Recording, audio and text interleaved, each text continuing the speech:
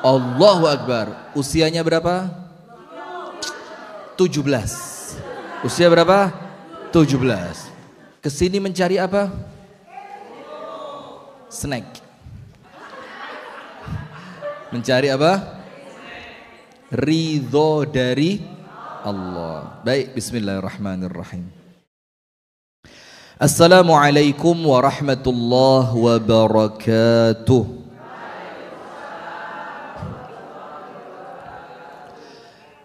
Bismillahirrahmanirrahim. Alhamdulillahi rabbil alamin. Assalatu wassalamu ala sayyidina Muhammadin wa ala alihi wa sahbihi ajma'in. A'udzu billahi minasy syaithanir rajim. Ya ayyuhalladzina amanu taqullaha haqqa tuqatih wa la tamutunna illa wa antum muslimun. Jadi dari ayat pembukaan ini Allah minta kepada kita dua. Yang pertama, bertakwa kepada Allah dengan sebenar-benarnya takwa. Yang kedua, Allah mewanti-wanti. Wanti-wanti itu apa? Allah memberikan peringatan. Allah memberikan peringatan kepada kita, jangan sampai meninggal kecuali dalam keadaan Muslim. Ibu-ibu kenal Nabi Yusuf? Nabi Yusuf? Tahu? Itu kan istilah saja, Bu. Tahu Nabi Yusuf ya? Nabi Yusuf itu di puncak pencapaiannya setelah sebelumnya terzolimi. Lahir, ibundanya meninggal. Hanya dirawat oleh ayahnya yang bernama Yakub. Mulai umur 6, 7, 8 tahun sama kakak-kakaknya yang beda ibu dengannya itu mulai dizolimi, diganggu segala macam. Kenapa bapak kita lebih sayang kepada Yusuf? Akhirnya mereka rapat, uqtulu Yusuf, bunuh aja Yusuf. Ini kan bahaya, hasad itu kan bahaya. Bahkan ketika hasad itu terjadi di antara orang terdekat saja, itu bisa sampai membunuh. Uqtulu Yusuf awid trahuhu ardan yakhlu lakum wajhu abikum. Atau kalau kalian mau, buang saja ke tempat yang sangat jauh supaya Yakub kembali konsentrasi dengan kita, tidak terganggu oleh Yusuf. Anda tahu terakhirnya apa? Wa takunu min ba'dihi qauman salihin. Nanti habis bunuh Yusuf, atau kalau tidak dibunuh kita buang saja Yusuf itu, nanti setelah itu kita tobat. Wa takunu min ba'dihi qauman shalihin. Nanti setelah itu kita balik jadi orang soleh lagi. Lihat itu dosa itu. Dosa sebesar itu oleh setan diteriakkan ke telinga kita, kecil. Allah Maha Pengampun, Allah Maha Tahu, Allah Maha Bijaksana. Kalau kamu tobat, tobatmu oleh Allah pasti diterima. Ini namanya apa? Maghrur. Nanti tanya sama Ustadz Nur Ashur, biar ada isinya. Maghrur itu, gak usah ketawa ya. Maghrur itu orang yang tertipu dengan dosanya. Seperti orang yang tidak pernah sholat, tapi ngomongnya surga. Orang yang terus bermaksiat, tapi yang dia ceritakan ampunan Allah. Orang yang terus mengikuti hawa nafsu, tapi harapannya nanti qadarullah saya meninggalnya husnul khotimah. Itu maghrur. Orang itu yang memahami ampunan Allah, dia ngerti ampunan itu diraih dengan tobat. Itu bukan maghrur. Kalau dia ngomong ampunan tapi terus maksiat, itu namanya maghrur. Dan itu yang terjadi pada keluarganya Nabi Yusuf. Dia bunuh saudaranya, dia buang saudaranya, dibilang gak apa-apa. Nanti kalau selesai, kita tobat dan balik jadi orang soleh. Dan hati-hati, jangankan dosa besar. Dalam kitab Al-Imam Ibnul Qayyim Al-Jauziyah, judulnya Ad-Da' wad-Dawa, atau dalam judul yang lain, Al-Jawabul Kafi liman sa'ala 'anid dawa'i syafi. Itu dikatakan dosa kecil kalau keterusan penyebab murtad.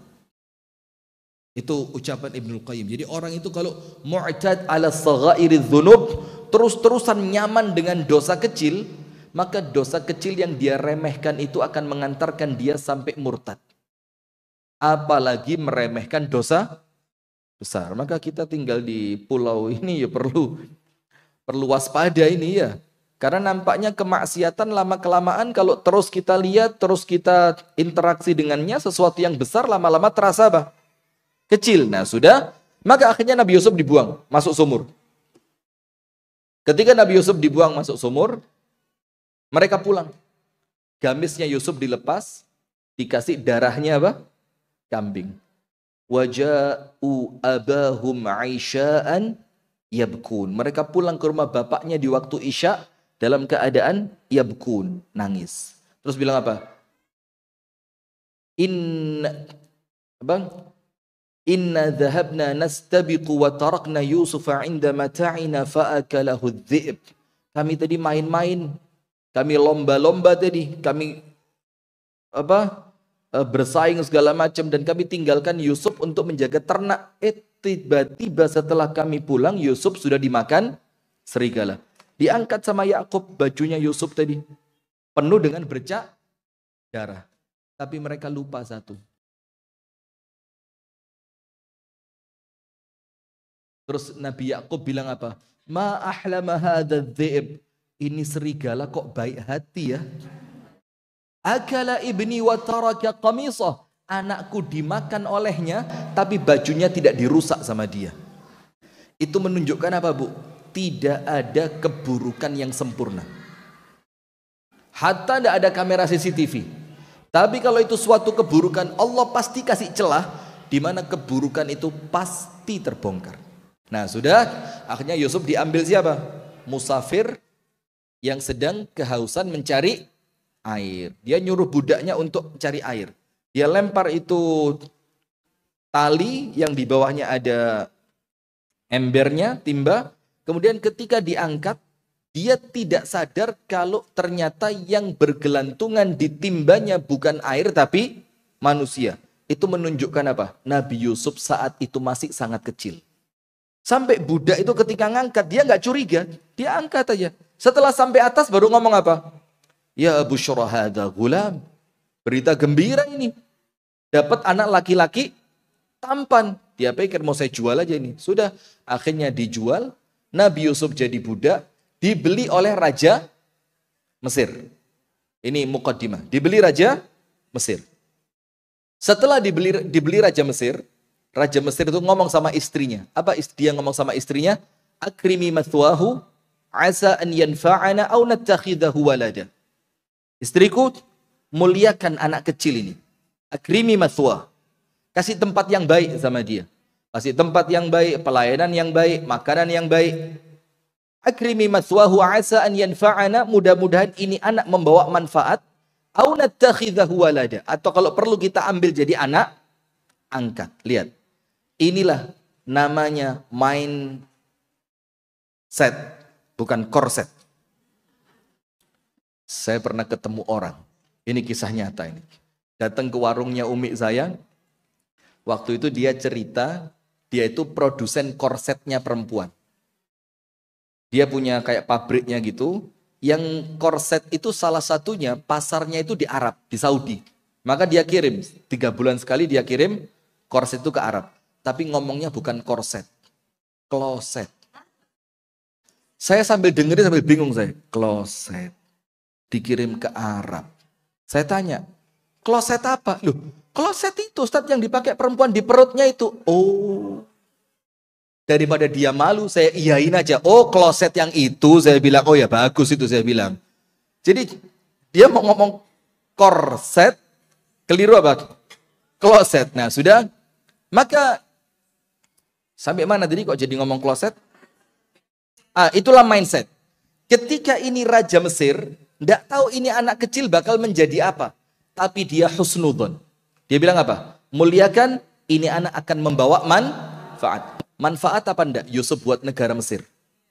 Manfaat. Apa manfaatnya? Menyelamatkan dari masa paceklik. Karena Nabi Yusuf menafsirkan mimpinya siapa? Raja. Sekarang lihat Fir'aun. Tahu Fir'aun? Kapan dilantiknya? Sudah ya, lanjut. Bismillahirrahmanirrahim. Allahumma sholli alaihi. Sudah? Fir'aun. Live, oke, live. Itu bayinya Nabi Musa hanyut di sungai. Yang sungai itu, sungai Nilnya, itu membelah istana Raja Fir'aun. Jadi kalau istrinya mau berendam segala macam, dia ada keperluan dengan sungai, itu dia nggak perlu keluar. Karena itu sungai membelah kerajaannya. Maka setiap ada apapun yang akan masuk melalui aliran sungai ke dalam kerajaan, itu diseleksi. Ada penjaganya. Kok ada kotak? Diambil, ternyata kotak itu berisi bayi. Diberikan kepada siapa? Asia, istrinya Fir'aun. Asia bintu Muzahim. Sudah? Karena Asia ini perempuan mandul. Dan ibu-ibu tahu Nabi Musa itu ciri fisiknya seperti apa? Rambutnya keriting kecil-kecil. Kulitnya hitam. Badannya gemoy. Anda bisa bayangin itu kalau masih bayi. Bagaimana lucunya itu anak kan? Ya kayak apa ya? Udah buah sirsak. Nabi loh ini, Anda kena masalah loh nanti. Tolong kamera, saya nggak mau. Tolong kamera. Oh belum Nabi ya? Oh ya. Selamat Anda. Selamat dari undang-undang Anda. Sudah nggak kena delik Anda. Apa yang terjadi Bu? Diberikan kepada Asia. Langsung muncul jiwa apa? Ini anak mau saya rawat saja. Dia ngomong sama Fir'aun. La taqtuluh. Fir'aun yang satu ini jangan dibunuh. Asa an yanfa'ana aw nattakhidahu walada. Sama percis seperti omongannya Raja Mesir. Mudah-mudahan ini anak wahai suamiku akan mendatangkan manfaat untuk kita atau kalau perlu kita ambil sebagai anak angkat. Iya enggak? Yang ngomong siapa? Asia. Sekarang saya mau tanya, manfaat enggak Nabi Musa untuk Asia? Manfaat. Membahagiakan Asia, menyenangkan hati Asia, mengantarkan hidayah kepada Asia bintu Muzahim. Apa jawabannya Fir'aun? Imma laki fana'am wa imma li fala hajata li alai. Kalau buat kamu, ambil aja. Saya, kata Fir'aun, tidak butuh sama anak kecil ini. Coba, mindsetnya dari awal apa? Saya tidak butuh. Terus akhirnya Nabi Musa untuk Nabi Musa untuk Fir'aun menjadi manfaat atau menjadi sumber celakanya Fir'aun.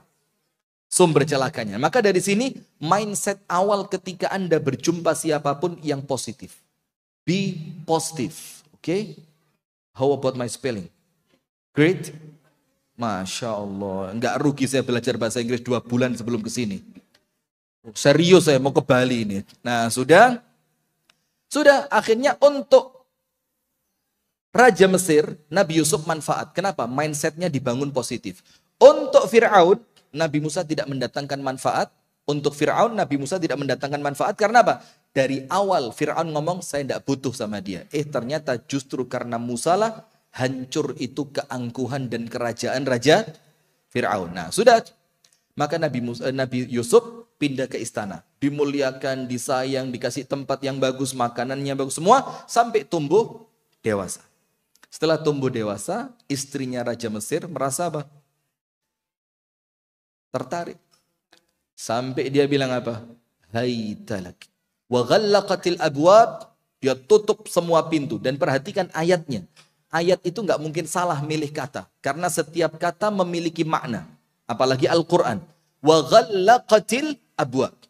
Yang ditutup bukan cuma satu pintu. Tapi abwab. Abwab itu berapa pintu? Bentuk jamak dari kata bab. Bab itu pintu. Dan ini ada maknawi dan ada hissi. Ada pintu yang betul-betul pintu. Apa bahasanya berarti? Ada yang pintu secara kiasan. Ada yang pintu dengan makna asli, ada pintu dengan makna kiasan. Kalau pintu dengan makna asli, ditutup pintu kamarnya, ditutup jendelanya. Tapi pintu dengan makna kias, dia tutup semua peluang orang lain bisa mengganggunya. Berarti keadaan apa? Aman sudah. Nabi Yusuf jauh dari orang tua. Tidak ada yang dia khawatirkan. Tidak ada khawatir ketahuan. Subhanallah ketika masuk di kamar perempuan itu, Nabi Yusuf bilang apa? Innahu rabbi ahsana mathwai. Saya tidak mau. Kenapa? Karena suami kamu yang akan engkau khianati. Ini kalau bahasa saya ya, kalau ayatnya kan nggak begitu. Itu adalah seorang laki-laki yang pernah berbuat baik sama aku. Maka saya tidak mungkin khianat kepada dia. Lihat, ini namanya apa? Wafa. Wafa itu setia dalam kebaikan. Maka Nabi Yusuf ketika diajak perempuannya, ma'adallah, saya berlindung kepada Allah. Innahu rabbi ahsana mathwai. Karena dia adalah tuanku yang telah berbuat baik kepadaku. Di sini ada ilmu. Apa ilmunya? Ayolah jadi orang yang ngerti berterima kasih. Jangan air susu dibalas air tuba. Ada yang dibesarkan, mulai kecil dirawat, sampai jadi ini di Solo, jadi ini di Jakarta, sampai jadi Indonesia. Setelah jadi live. Sudah lupa dia kalau live. Nah sudah, maka ibu-ibu sekalian jadilah orang yang pandai berterima kasih. Sudah, akhirnya apa? Fastabaqal bab. Fastabaqal bab itu Nabi Yusuf. Nabi Yusuf berlari menuju pintu. Ini ada ilmu. Apa ilmunya? Ijtinabu. Kapan waktu harus ada whiteboard. Nah, kapan waktu? Jangan sekarang. Ada ilmu di sini. Ijtinabu mawatinil fitan. Menjauhi tempat yang di tempat itu rentan terjadi fitnah. Maka Nabi Yusuf ketika diganggu sama istri raja ini, Nabi Yusuf bukan malah duduk ngetes iman, masa Nabi terpancing, luar biasa godaannya, enggak. Ini sekelas Nabi yang oleh Allah pasti diselamatkan, itu pun masih melakukan ikhtiar manusiawi. Dia pergi meninggalkan tempat yang di tempat itu rentan terjadi maksiat. Maka dia pergi menuju apa? Pintu. Maka orang Islam itu cirinya apa? Mencegah lebih baik daripada mengobati. Artinya kalau ada tempat yang di tempat itu kita rasa saya bakal kalah di sana, maka jangan datang ke situ. Kalah dalam artian keimanan. Maka orang cerdas itu ngerti 3. Tempat, amal, teman. Orang beriman itu cerdas ngerti berapa? 3. Tempat, amal, teman. Di tempat apa iman saya naik, maka saya persering ke sana. Di tempat apa iman saya turun, maka saya menghindari ke tempat itu. Iman, tempat. Nomor 2, teman. Berteman dengan siapa iman saya naik, maka saya persering berteman dengan dia. Berteman dengan siapa iman saya turun, maka saya hindari berteman dengan dia. Nomor 3, amal. Amalan apa yang menjadikan iman saya naik, maka saya persering mengamalkannya. Dan amalan apa yang menjadikan iman saya turun, maka saya hindari melakukannya. Itu kalau orang cerdas. Nah, maka Nabi Yusuf ini, dia berlari menuju apa? Pintu. Sudah, akhirnya suwe. Waktu itu dia mau buka pintu, di depan ternyata sudah ada siapa? Suaminya Zulaikha. Dia bilang, Bu, langsung istrinya ngomong, suamiku, apa yang akan kamu lakukan kepada seorang laki-laki yang akan berbuat jahat kepada istrimu? Kenapa kalimatnya akan? Itu si istri seakan-akan ngomong, tenang suamiku, belum terjadi apa-apa. Jadi dia meyakinkan suaminya, gak ada apa-apa ini. Cuma dia tadi punya niat jahat. Akhirnya dicek. Kalau sobeknya di bagian depan bajunya berarti dia yang jahat. Kalau sobeknya di bagian belakang berarti istrimu yang pengen. Singkat cerita, ketahuan ternyata itu perbuatannya istri. Yusuf masuk mana? Penjara. Berapa lama di penjara? Ada yang tahu? Ada yang tahu? 20? Kurang. Berapa? 20 kurang. 40 tahun. Anda bayangin di penjara 40 tahun. Singkat apa panjang? Luar biasa lamanya. Sudah ketika dia keluar dari penjara, karena ilmunya, masuk penjara karena ketampanannya, hati-hati, cantik tampan ini fitnah. Anda hati-hati Anda.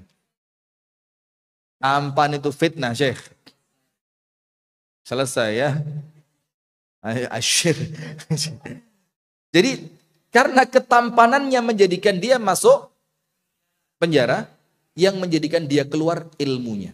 Berarti ketampanan, kecantikan itu bisa mendatangkan kemudharatan, tapi insya Allah ilmu akan mendatangkan kebaikan. Sudah, Nabi Yusuf keluar, Setelah keluar menafsirkan mimpinya raja, setelah mimpinya raja ditafsirkan dengan baik, ternyata apa yang Yusuf tafsirkan terjadi, Mesir terselamatkan dari masa paceklik, Nabi Yusuf diangkat menjadi apa?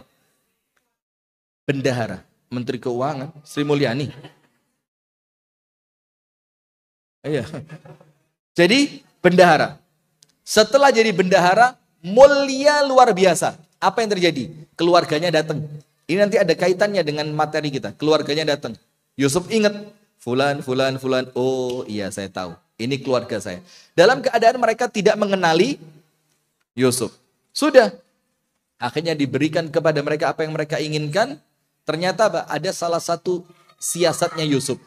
Itu gelasnya raja dimasukkan ke kantong makanan milik adiknya Yusuf yang bernama Benyamin. Akhirnya Benyamin tinggal karena dia dianggap mencuri, karena ini siasatnya Yusuf. Mereka semuanya pulang, ternyata apa? Itu adalah skenario untuk mengembalikan semua keluarganya dan untuk mengembalikan Yakub dan istrinya untuk dimuliakan di Mesir. Saya mau tanya, jadi tidak Nabi Yusuf bendahara Mesir kalau dia tidak dibuang sama saudaranya? Jawab yang enak. Ayo. Kalau dia tidak tahu bakal jadi bendahara Mesir, kira-kira waktu mau dilempar, protes apa enggak? Protes apa enggak? Protes. Tapi kalau dia tahu, dilemparkan ke sumur ini bisa menjadikan, dilemparkan ke gorong-gorong ini, bisa menjadikan saya presiden Mesir. Mesir. Saya tidak ngomong Mesir. Kalau dari awal dia tahu skenario endingnya seperti apa, ada tantangannya apa enggak? Enggak ada tantangan. Nah, disitulah takdir. Itulah yang kita sebut apa nanti? Takdir. Yang awalnya sedih, kok saya dibuang sih bahkan ke dalam sumur. Dan Anda tahu sumurnya ghayabatil jub. Ghayabah itu apa? Sumur yang karena saking dalamnya itu enggak kelihatan ujungnya.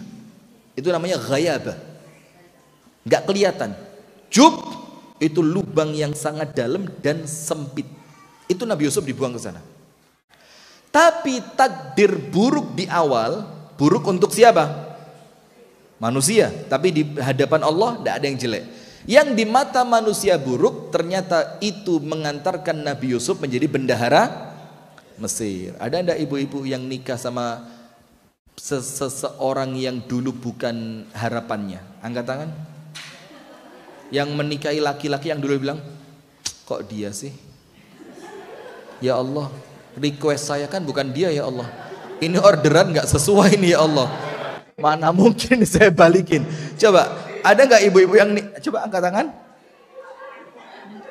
Nggak usah ngaku ya, nggak usah ngaku. Aman, tenang ya.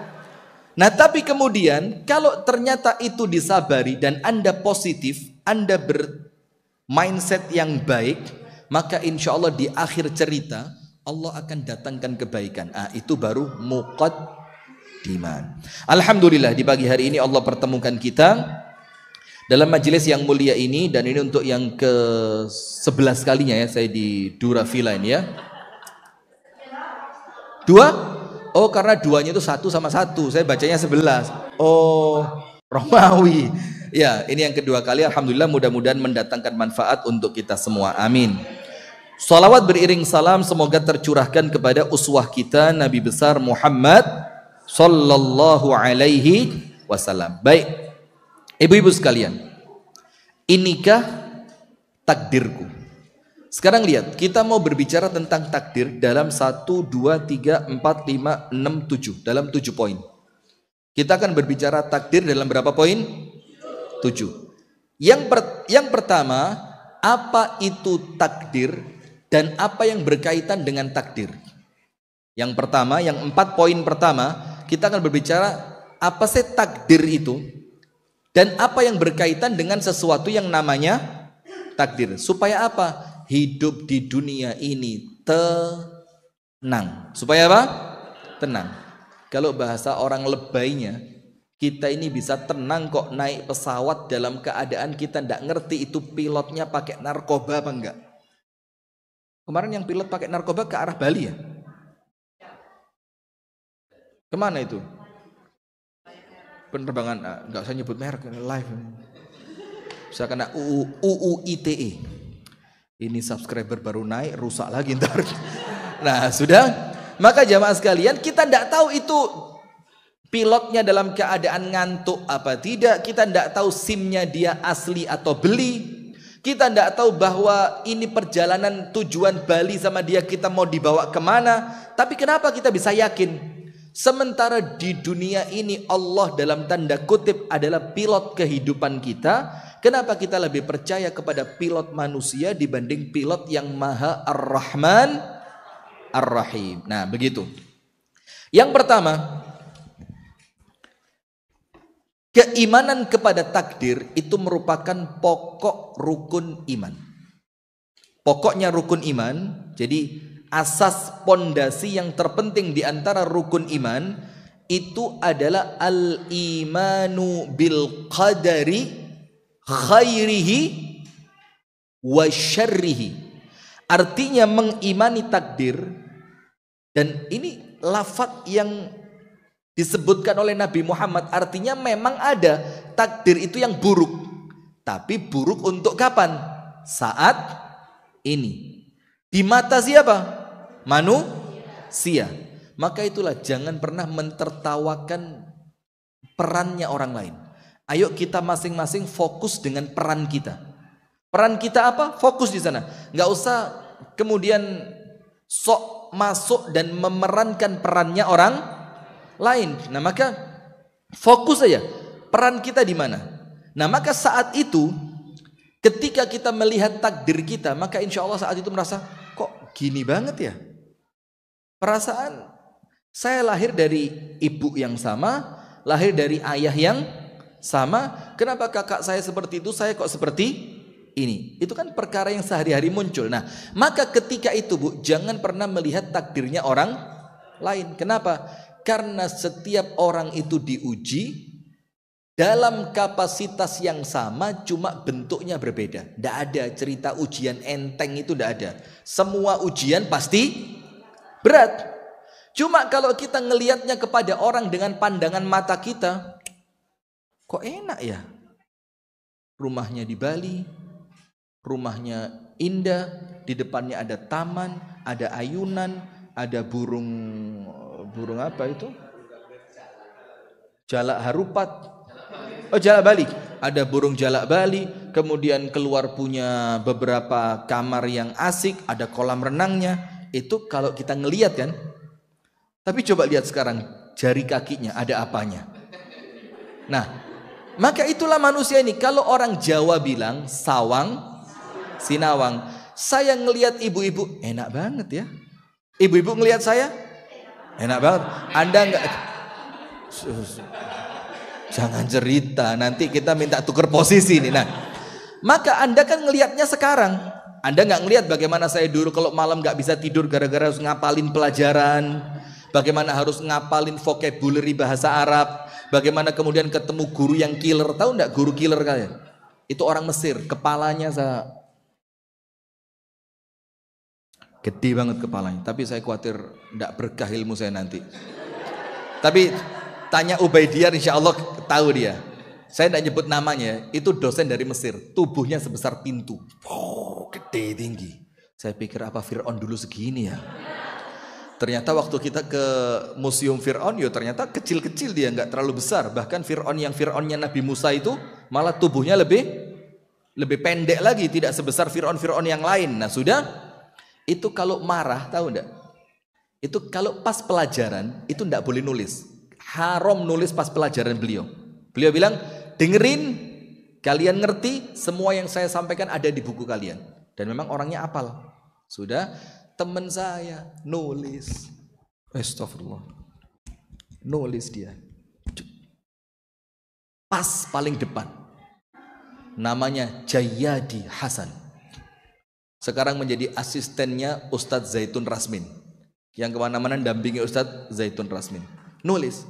Ditanya sama Ustadz tersebut, kenapa nulis? Dia bilang, loh, saya cuma nulis basmalah Ustadz. Bismillahirrahmanirrahim. Ustadznya bilang basmalah fi awalid dars wa hadha fi wasatid dars. Nulis basmalah itu di awal pelajaran, ini sudah tengah-tengah kamu baru nulis. Anda tahu bagaimana yang dilakukan? Itu penanya dilepas. Gimana ngelepasnya ini?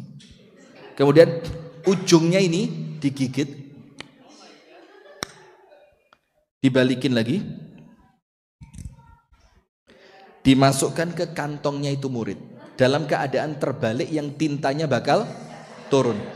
Pas hari itu pakai baju warna putih, itu belajar begitu.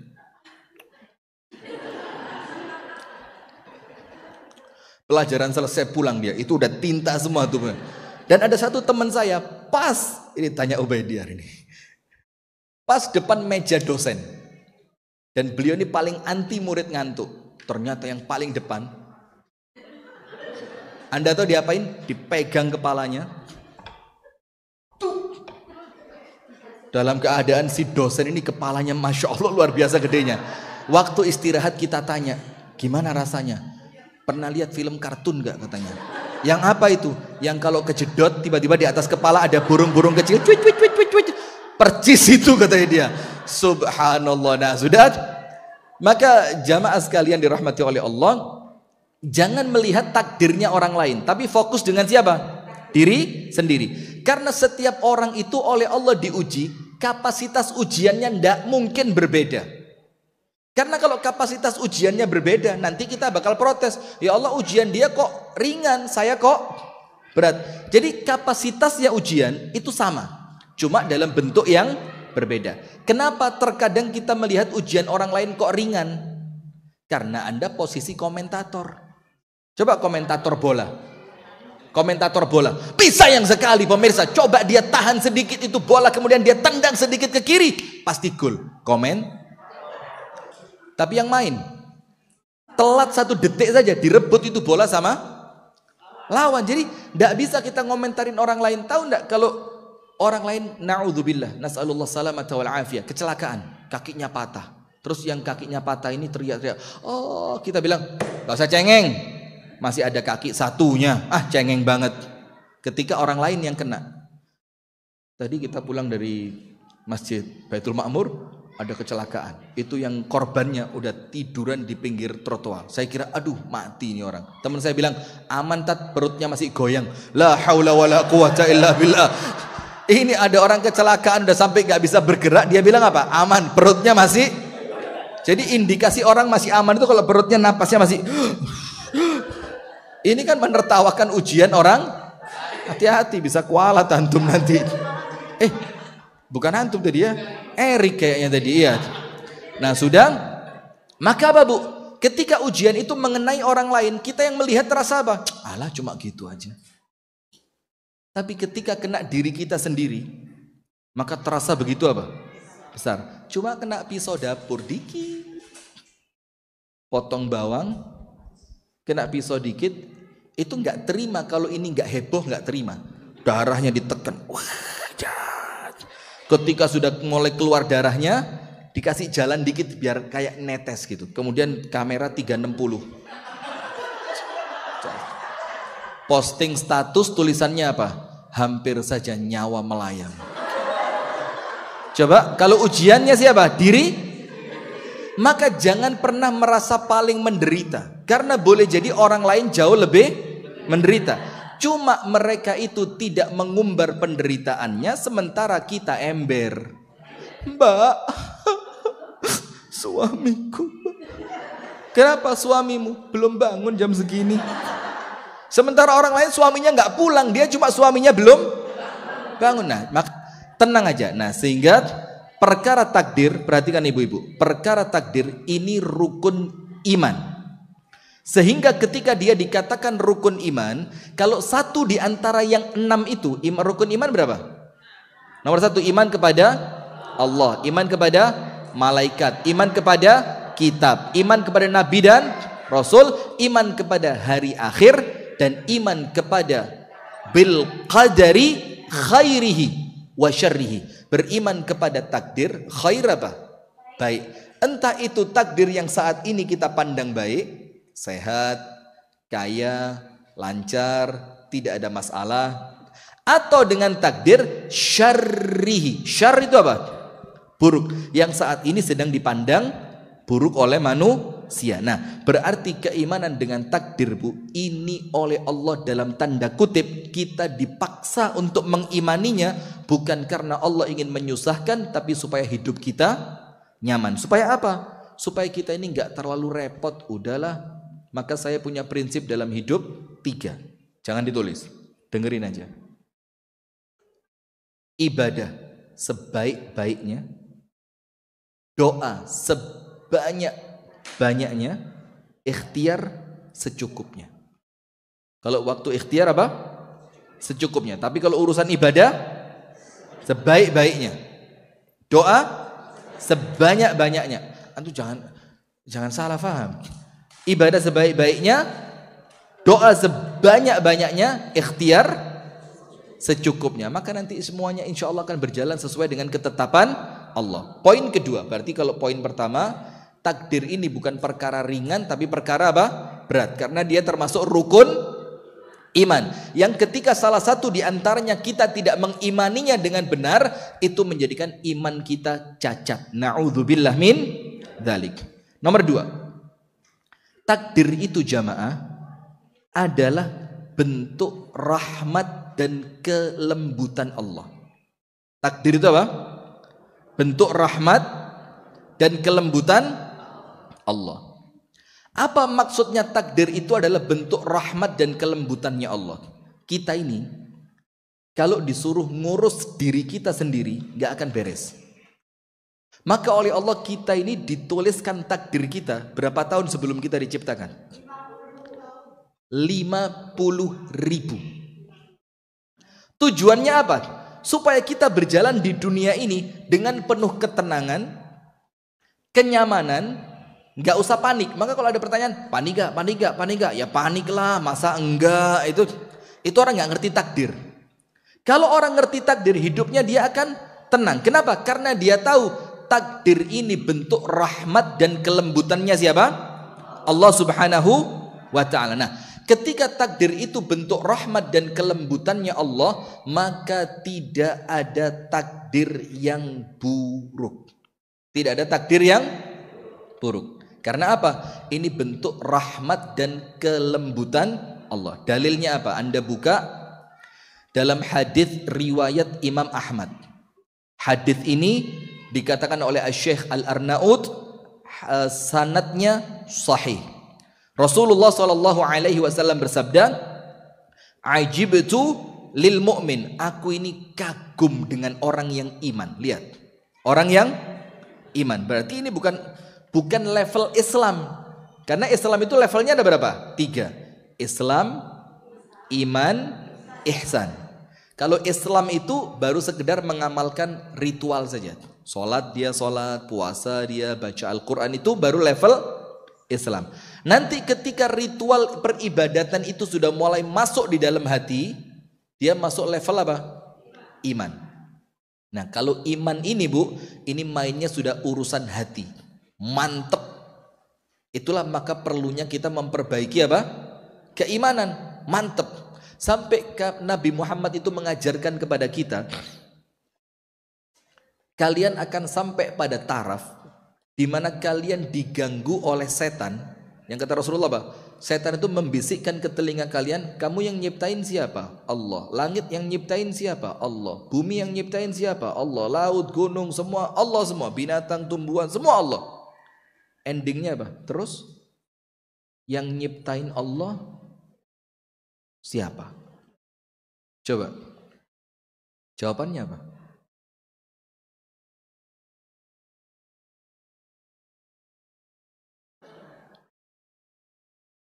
Majelis Taklim Khadijah loh ini. Jangan bikin malu. Terus yang nyiptain Allah siapa? Dan itu pertanyaan oleh Nabi Muhammad tidak diingkari pertanyaannya. Nabi Muhammad mengatakan pada titiknya kalian akan sampai pada pertanyaan, wa man khaliqullah. Terus yang menciptakan Allah siapa? Maka dijawab oleh para ulama dengan jawaban mantik. Mantik itu mantik Ilmu kalam yang menjadikan orang itu nggak bisa jawab lagi. Contoh, sambel itu bersih apa kotor? Sambel. Bersih apa kotor? Bersih? Coba taruh kantong. Loh kenapa katanya bersih? Bersih dimakan? Nah itu namanya mantik. Jadi mengajak orang berpikir yang kalau kita balik omongannya dia akan bersih apa kotor? Bersih. Coba taruh kantongmu. Loh kotor. Loh kalau kotor kok dimakan? Bersih. Itu namanya ilmu mantik. Dan itu dalam perdebatan dipelajari. Namanya mantik. Nah ilmu mantik dijawab oleh para ulama dengan apa? Kalau Allah itu diciptakan maka Allah bukan pencipta. Karena Allah itu Al-Khaliq, Sang Maha Pencipta, maka tentu Allah lam yalid wa lam yulad. Maka Allah tidak mungkin diciptakan. Maka dalam sifatnya Allah Al-Awwalu wal Akhir. Allah adalah yang permulaan, tidak ada yang mengawali, dan Allah itu adalah yang terakhir dan tidak ada yang mengakhiri. Artinya itulah Allah. Nah, tapi Nabi Muhammad mengajarkan kepada kita kalau sampai pada pertanyaan itu, apa jawaban kita? Qul amantu billah. Ucapkan satu, selesai urusanmu. Aku beriman kepada Allah. Atau ucapkan asyhadu alla ilaha illallah wa asyhadu anna Muhammadan.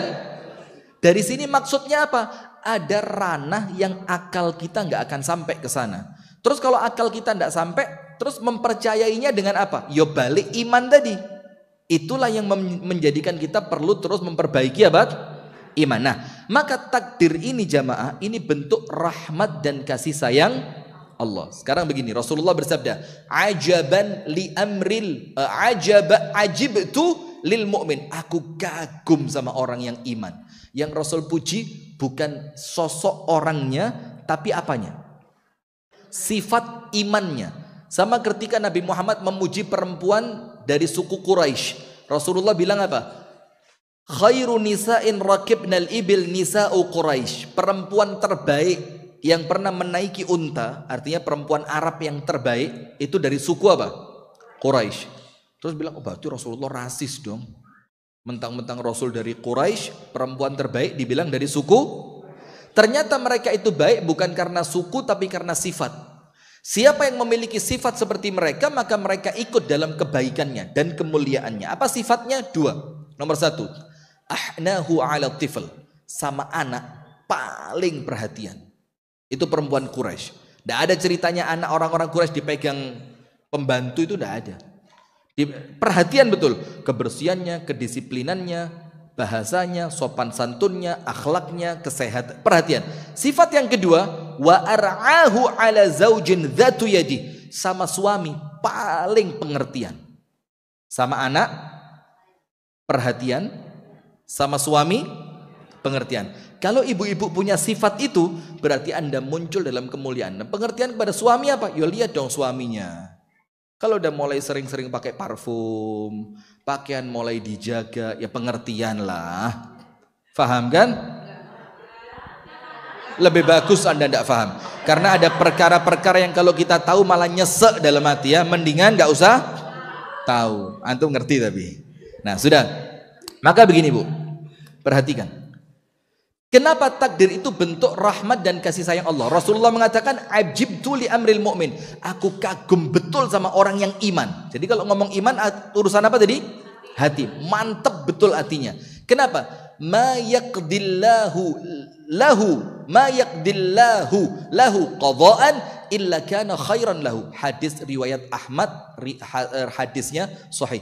Tidaklah Allah tetapkan takdir untuknya apapun itu, kecuali pasti baik baginya.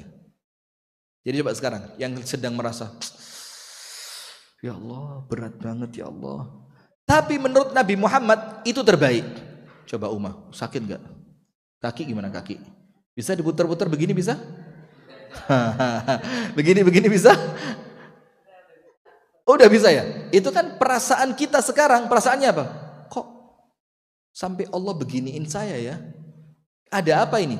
Itu saat ini mungkin sesuatu yang kita tidak bisa mengambil apa hikmahnya. Tapi Rasul katakan pasti itu yang terbaik. Pernah dengar cerita raja dengan asistennya? Kemanapun raja pergi, asistennya mesti mengikuti. Suatu hari raja mau tidur, asisten tidur. Raja mau makan, asisten makan. Raja mau jalan, asisten jalan. Raja mau rekreasi, asisten ikut rekreasi. Seperti Mayor Teddy. Tahu? You know?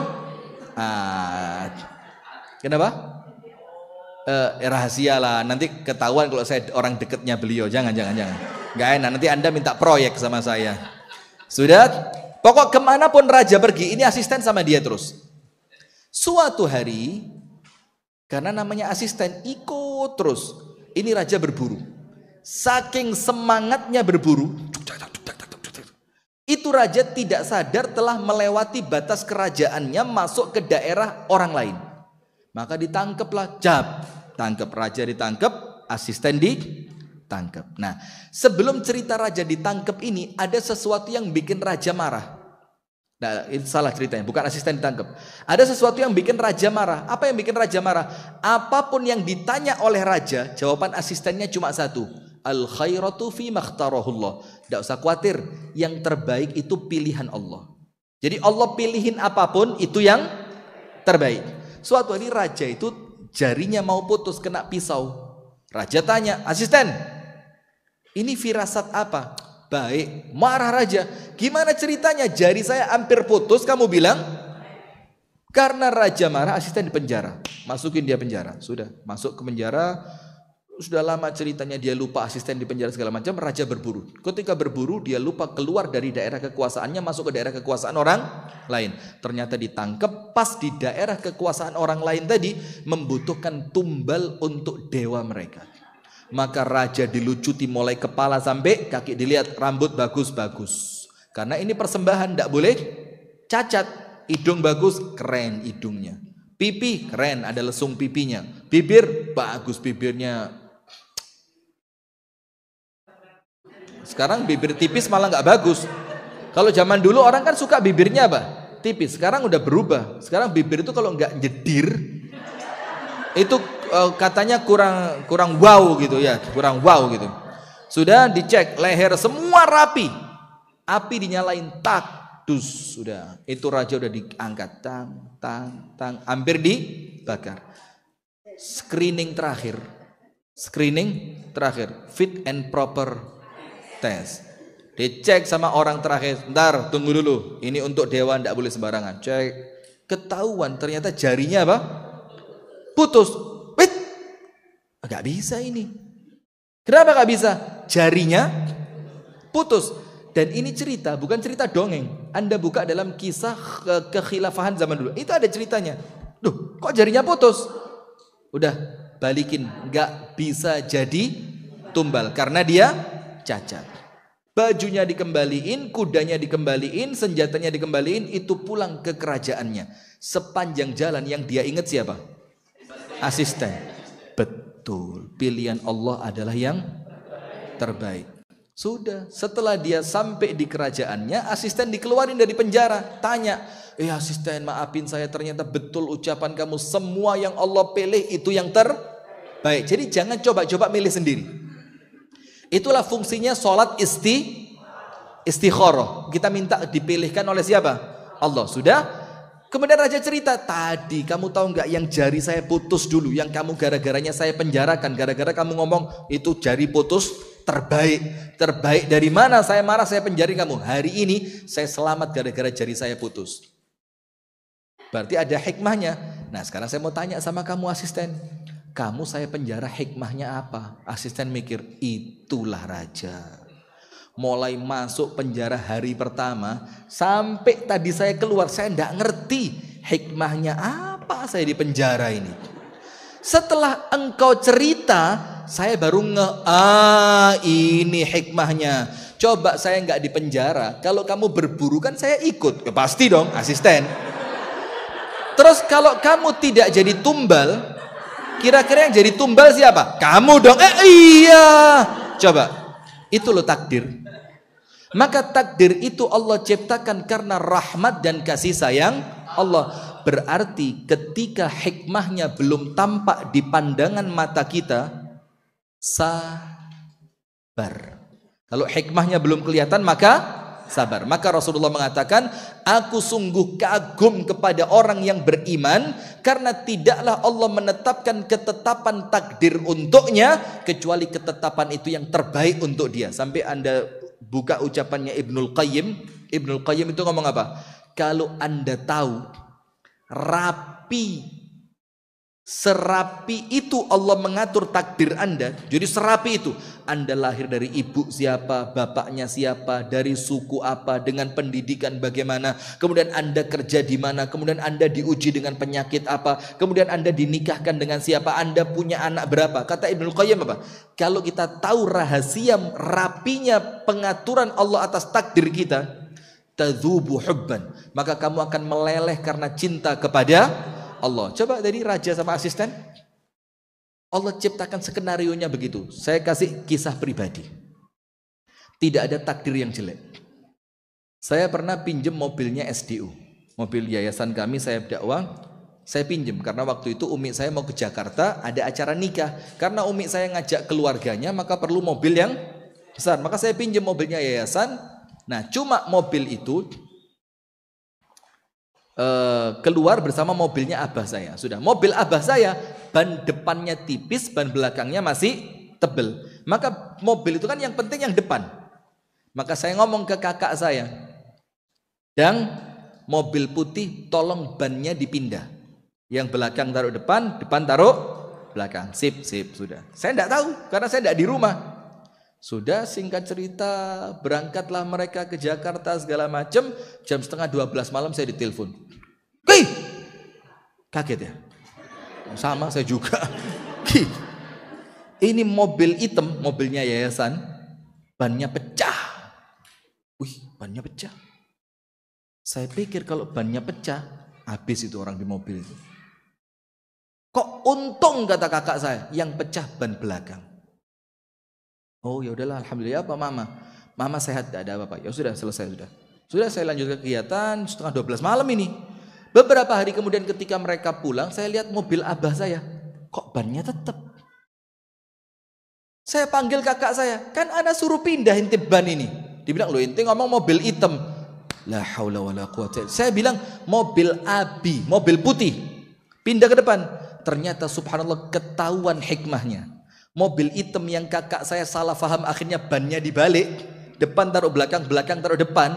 Ternyata ban depannya itu ada pecah. Kakak saya tidak tahu kalau itu ada pecah, dipindah ke belakang. Dan karena kakak saya salah faham, akhirnya coba itu yang pecah ban depan, habis itu mobil. Justru karena kakak salah faham, ternyata ada hikmahnya. Karena kalau yang pecah ban belakang relatif lebih aman, subhanallah. Karena awalnya ban depan ada bopengnya, jadi kena sobek, kena trotoar, itu ada lubangnya gitu loh. Nah itu sama kakak saya dipindah ke belakang. Padahal yang saya suruh bukan mobil hitam, tapi mobil putih. Karena salah, itulah takdir Allah yang mengantarkan untuk kita dapat takdir selamat. Dan seperti itu saya yakin di kisah kehidupan Anda pasti ada. Nah cuma artinya jangan malu di akhir. Terlanjur marah, ternyata baik. Aduh, terlanjur dulu saya ngamuk-ngamuk, saya teriak-teriak, ternyata takdir yang zaman dulu saya marah sekarang mendatangkan apa? Kebaikan. Maka poin kedua, yakin setiap takdir pasti membawa kebaikan. Karena takdir itu datang dengan rahmat dan lemah lembutnya siapa? Allah. Yang ketiga, Anda buka surat Al-Hadid ayat 22 dan 23. Surah apa? Al-Hadid ayat berapa? 22 dan 23. Apa sih fungsi Allah menetapkan takdir? Itu jawabannya Al-Hadid 22 dan 23. Apa hikmah Allah menuliskan takdir? Dijawab oleh Allah Ta'ala dalam surah Al-Hadid ayat yang ke-22 dan ayat yang ke-23. Allah Ta'ala berfirman, A'udzu billahi minasyaitonir rajim. Ma asaba min musibatin fil ardi wala fi anfusikum. Tidaklah terjadi musibah apapun. Anda tahu arti musibah? Musibah itu apapun yang terjadi dan tidak menyenangkan. Itu namanya musibah. Mau kita kena panas, mau kita kemasukan duri di kaki kita, mau capek, sakit, nangis, sedih, itu semuanya namanya apa? Musibah. Pokok kejadian di kehidupan kita yang tidak menyenangkan, itu namanya musibah. Nah, Allah Ta'ala mengatakan, ma asaba min musibatin, tidaklah terjadi musibah apapun fil ardi, yang terjadi di muka bumi, wala fi anfusikum, dan tidak pula yang terjadi dalam kehidupan kalian, di dalam diri kalian, illa fi kitabim min qabli an nabra'aha, kecuali semua itu telah tertulis di Lauhul Mahfuz sebelum kejadian itu terjadi. Sebelum kejadian itu terjadi. Inna dzalika 'ala Allahi yasir. Yang perkara seperti itu untuk Allah kecil dan mudah sekali. Nah, berarti pada ayat yang ke-22, tidaklah terjadi apapun kecuali atas kehendak siapa? Allah. Sudah tertulis di Lauhul Mahfuz 50.000 sebelum kejadiannya terjadi. Dari sini tahu Nabi Musa debat sama Nabi Musa berdebat dengan Nabi Adam, tahu? Tahu lah. Cuma mungkin saya mau cerita apa Anda belum tahu ya, tapi kalau saya ceritain insya Allah Anda tahu. Jadi Nabi Musa itu ketemu Nabi Adam di atas langit sana. Terus Nabi Musa itu protes. Ah Musa, nggak keren ah. Kenapa? Gara-gara kamu kita semuanya jadi korban turun dari surga ke dunia. Lu kok gara-gara saya? Iya, kamu kan nggak boleh makan buah khuldi itu, tapi akhirnya kamu makan. Karena kesalahanmu kita semua turun ke dunia, ke bumi. Katanya siapa? Nabi Musa. Apa jawabannya Nabi Adam? Adam, apakah engkau menyalahkanku atas ketetapan takdir yang Allah tuliskan untukku, yang aku tidak bisa menghindarinya, yang takdir itu telah Allah catatkan 50.000 tahun sebelum Allah menciptakan aku. Jadi Nabi Musa bilang apa? Ini bukan salahku, tapi itu memang kehendak Allah yang Allah telah tetapkan untuk saya 50.000 tahun sebelum saya diciptakan. Terus Nabi Muhammad bilang apa? Fahajja Adamu Musa. Nabi Adam menang debat lawan Musa. Berarti Nabi Muhammad mengiyakan jawaban Nabi Musa itu benar. Setiap apapun yang terjadi, itulah yang dituliskan oleh Allah untuk hidup kita. Sampai situ paham? Terus manfaatnya apa? Ayat 23. Ayat berapa? 23. Ini Anda tulis bagus ini ayat 23 ini. Karena apa? Supaya kalaupun nanti Allah takdirkan dalam kehidupan kita ada sesuatu yang kurang menyenangkan, sudahlah. Kalau kemudian Allah takdirkan Anda mendapatkan takdir yang membahagiakan, yo tenang juga. Artinya kalau seneng-senengnya tidak terlalu, kalau sedih-sedihnya juga nggak terlalu. Kita baca ayatnya. Al-Hadid ayat berapa? 23. Likai la ta'sau ala ma fatakum wa la tafrahu bima atakum wallahu la yuhibbu kulla mukhtalin fakhur. Supaya apa sih? Likai la ta'sau. Ta'sau itu artinya menyesal. Supaya kamu tidak menyesali apa yang luput darimu. Luput itu apa? Apa yang tidak kamu dapatkan, supaya tidak menyesal. Misalkan daftar kuliah fakultas apa? Fakultas yang susah banget masuknya apa? Mau susah? Bagi saya mudah itu. Apa coba? Fakultas yang susah masuknya apa?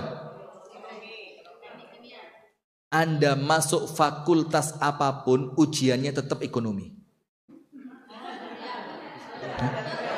Betul? Cocok? Anda mau kedokteran, mau fakultas pertanian, mau peternakan, ujiannya tetap apa? Ekonomi. Bener gak? Nah sudah, misalkan Anda mau masuk fakultas kedokteran, cita-cita betul dari kecil udah pengen jadi dokter. Sampai mulai kecil udah belajar. Ini saya belajar ini supaya nanti tesnya mudah. Sampai SD, SMP, SMA, mau masuk kuliah masih mengikuti apa? Pelatihan supaya nanti tesnya lancar. Ada pelatihan, ada segala macam dia ikuti. Sudah, pas ujian dia kerjakan sesuai dengan apa yang telah dia pelajari. qadarullah tidak diterima. Dalam keadaan ikhtiarnya sudah sangat maksimal. Ternyata apa? Tidak diterima. Ayat ini berlaku supaya apa? Kalau gagal mendapatkan apa yang kamu cita-citakan, kamu tidak terlalu sedih. Jawabannya apa? Oh, memang Allah takdirkan untuk saya bukan yang ini. Bukan yang ini. Ada saya punya teman, cinta betul sama tetangganya dia perempuan. Pengen nikah, udah mulai pacaran tuh mulai SMA, pacaran mulai SMA. Sayang betul. Waktu nikah, ternyata si perempuan tadi dijodohkan sama bapaknya dengan anak teman bapaknya. Dijodohin. Nikah, sedih dia. Wah, curhat telepon, Rifki, anak mau bunuh diri. Anak bilang, ayo anak bantu. Mau, ini kan ya namanya cogil, cowok gila. Hanya gara-gara urusan percintaan mau bunuh. Bah, ini nggak gue banget. Nah sudah, apa yang terjadi? Setelah ditenangkan, bukan cuma saya, sampai datang ke psikiater, psikolog, psikiater, semua dia datang. Subhanallah, beberapa tahun setelah kejadian gagal nikah itu, dia ditelepon sama pacarnya dulu yang nggak jadi dia nikahin. Ditelepon cerita apa? Aku kena kanker payudara dan harus diangkat. Mulai dia WA, Rifki, ternyata, nah coba.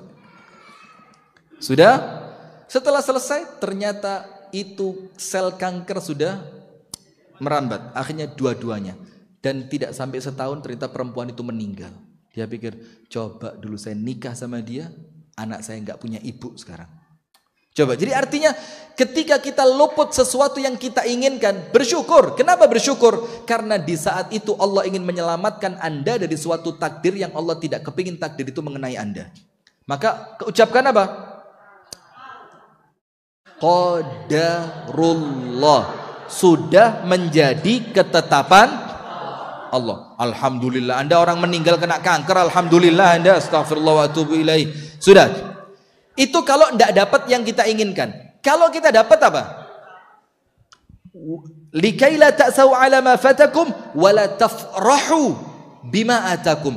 Dan supaya kalau kalian mendapatkan apa yang kalian inginkan, kalian tidak terlalu bahagia dan tidak sombong. Kenapa?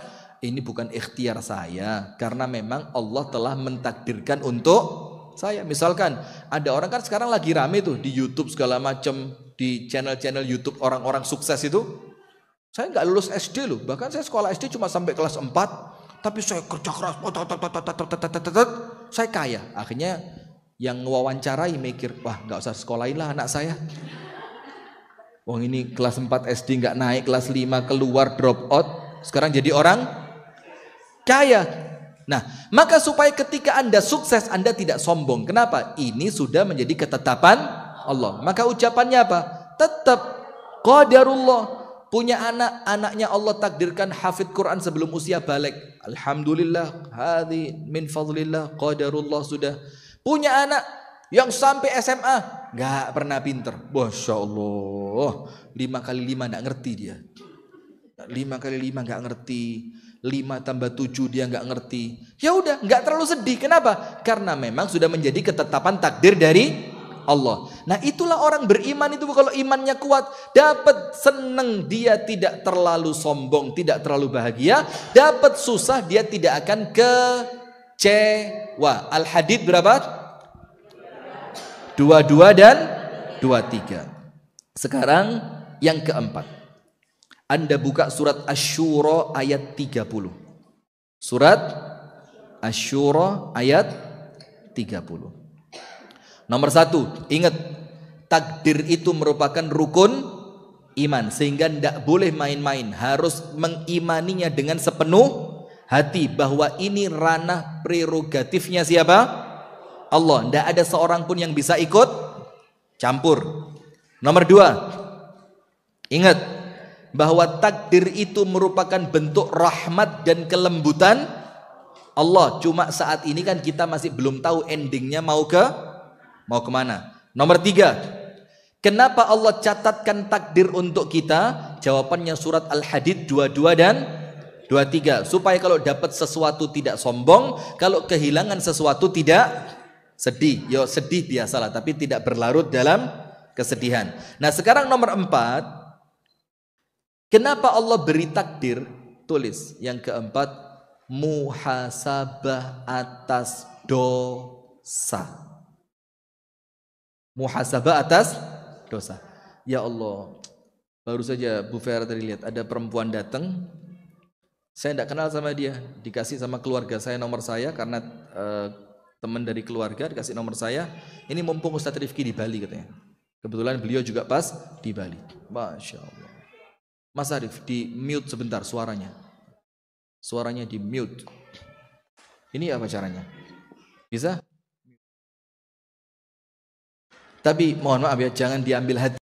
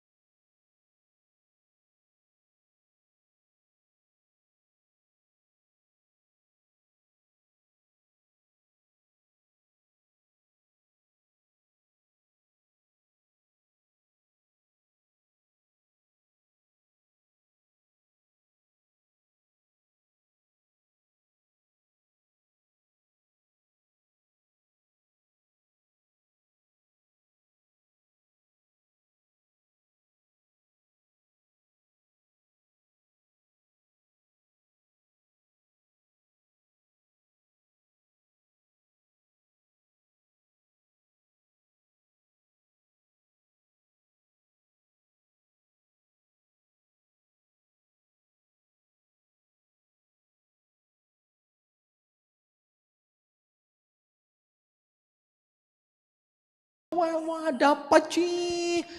Penasaran? Pengen tahu apa pengen tahu banget? Banget. Nah, coba. Maka hati-hati, Bu. Maka ketika takdir itu terjadi, poin keempatnya kita sama Allah disuruh apa? Muhasabah atas dosa yang pernah kita lakukan. Boleh jadi dosa itu oleh Allah dibalasnya di dunia supaya nanti di akhirat selamat.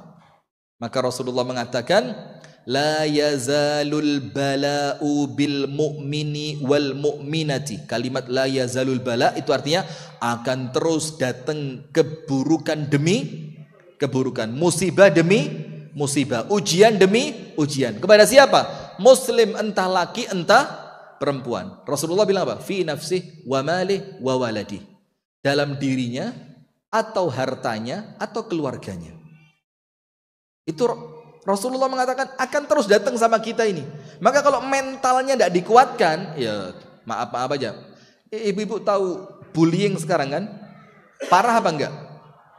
Tidak lebih parah dibandingkan zaman saya SD. Zaman kita SD ada nggak bullying? Ada. Tapi biasa kan? Bukan tidak terekspos ya. Ya itu mungkin salah satu faktornya ya. Tapi yang lebih kuat faktornya apa? Mentalnya kuat. Bukan mental cengeng. Sekarang kan Gen Z ini apa? Panas dikit, nggak sekolah mami, very hard, lemes banget. Maka kemarin kami dapat ada satu kasus bullying, yang itu kita kasih masukan, tapi saya kasih masukan ke orang tuanya apa? Mental anakmu yang nggak kuat. Maka sekarang lihat anak-anak masuk pesantren, mesti yang ditanya pertama kali apa? Ustadz, di sini aman dari bully nggak? Nggak ada, Bu, pesantren aman dari bully nggak ada. Ayo cek. 24 jam kumpul bareng. Mana mungkin tidak? Pesek. Atau gunda. Ngerti gunda? Gunda. Atau temennya kalau tidur ngorok dimasukin kapas. Dulu zaman saya di pondok lebih parah. Tahu korek api kayu itu? Itu kita bakar sampai sisa hitamnya aja, sampai jadi arang. itu di jempol kaki teman kita kasih odol. Kita kasih odol dikit, cak. Kita masukin itu arangnya korek kayu tadi, terus kita bakar. Tas. Kita tunggu beberapa saat. Itu kan apinya turun terus. Sampai mendekati jempolnya itu panas ketambahan odol. Anda tahu odol kan? Odol itu kalau kena panas kan semakin membakar. Itu teman-teman langsung itu ngamuk dia, kita ketawa. Kalau dia marah kita kucilkan di kamar. Oh, dikerjain kok marah, cemen ente gitu. Itu terjadi. Saya SD, teman saya perempuan ke toilet, itu roknya dia, maaf ya, tapi jangan, ini bukan untuk ditiru ini. Digantung di pintu kamar mandi. Anda tahu kita apain itu roknya? Kita ambil. Keluar kamar mandi pakai apa? Dari kalau ngomong bully dari zaman dulu sudah ada. Cuma sekarang masalahnya terkadang mentalnya yang mulai apa? Cengeng. Jadi artinya yo tetap bullying wajib ditiadakan. Gak boleh ada bullying, betul enggak? Kenapa? Ini nakal banget. Kelihatan wajahnya. Gak usah diberitahu juga kelihatan. Anda nakalnya apa dulu? Sering ngambil rok istri saya. Udah digantung saya ambil. Waktu sudah jadi istri atau belum? Sudah jadi istri. Temennya kasih minyak kayu putih. Allahu Akbar. Anda sudah tobat atau belum, Pak? Malaikat sudah melupakan dosa saya, jangan dibangkitkan lagi. Oh, sudah, jangan dibangkitkan lagi. Siap. Nah, sudah jamaah sekalian, maka artinya apa? Sudah, kita kembali ke sini. Muhasabah atas dosa. Atas apa? Dosa. Karena tidak ada dosa yang tidak berdampak. Sampai dikatakan oleh Abdullah ibnu Abbas, al-bir la yunsa wal ithim la yabla. Al-bir bukan minuman keras. Al-birru, kebaikan itu la yunsa, tidak mungkin oleh Allah dilupakan. Faman ya'mal mithqala dzarratin khairan yara. Wal ithim, dan dosa la yabla, tidak mungkin hilang begitu saja. Sampai Abdullah ibn Mubarak itu ngomong apa?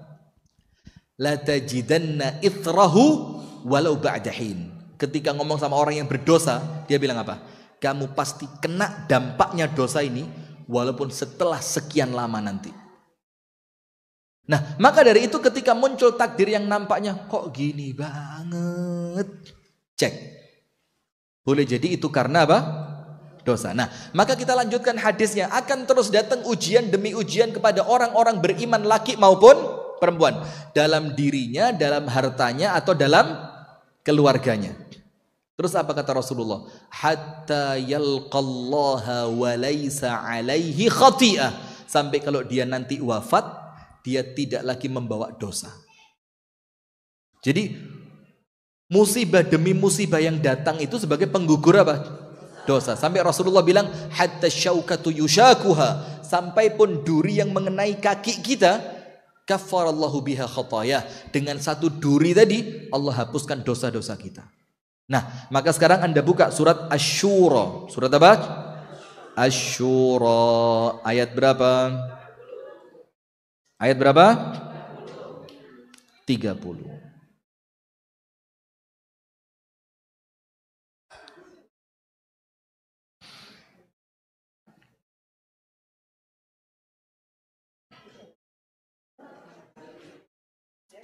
Kita baca ayatnya supaya kita bisa lebih memahami ya.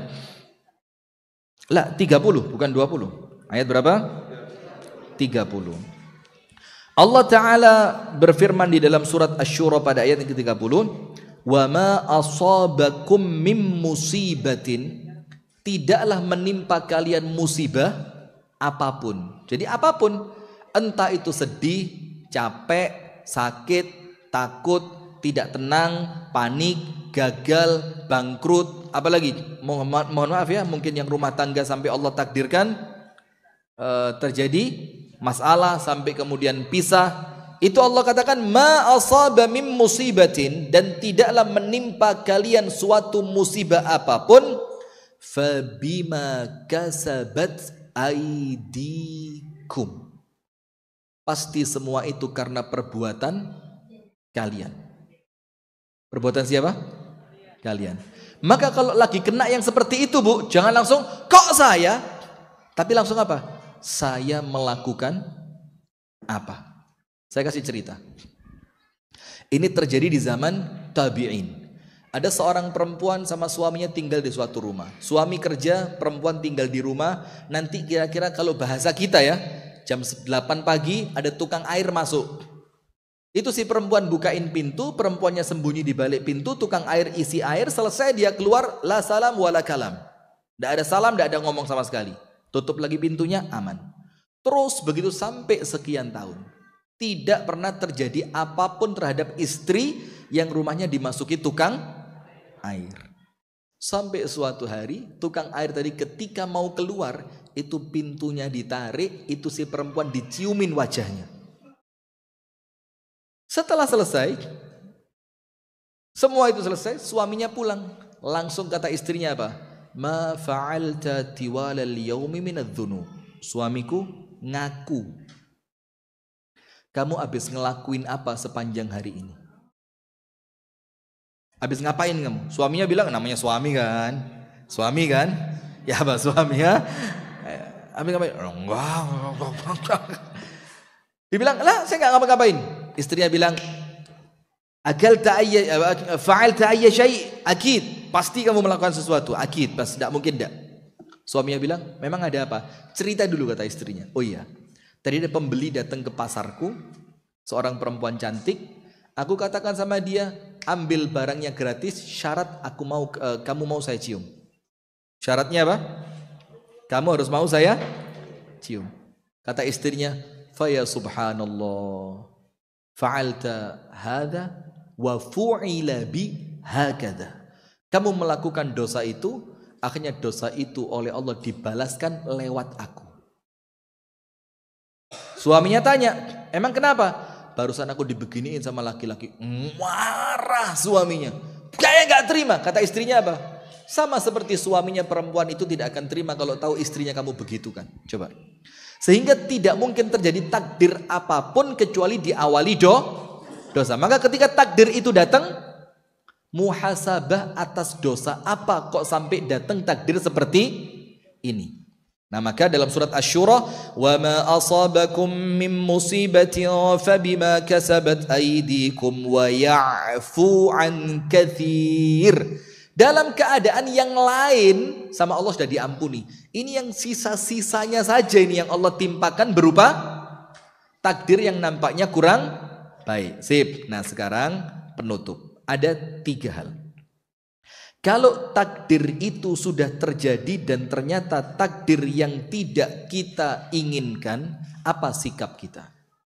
Ingat, yang pertama, perkara mengenai takdir dan yang berkaitan dengannya. Nomor 1, takdir termasuk perkara apa? Rukun iman. Yang kedua, takdir itu datang karena rahmat dan kasih sayang Allah. Kemudian yang ketiga, apa fungsinya takdir? Supaya kita tidak bangga sampai sombong ketika dapat sesuatu, dan kita tidak sedih berlarut ketika kita kehilangan sesuatu. Kemudian yang terakhir, yang keempat, takdir itu jamaah untuk kita muhasabah atas dosa yang telah kita lakukan. Sekarang kalau takdirnya sudah datang,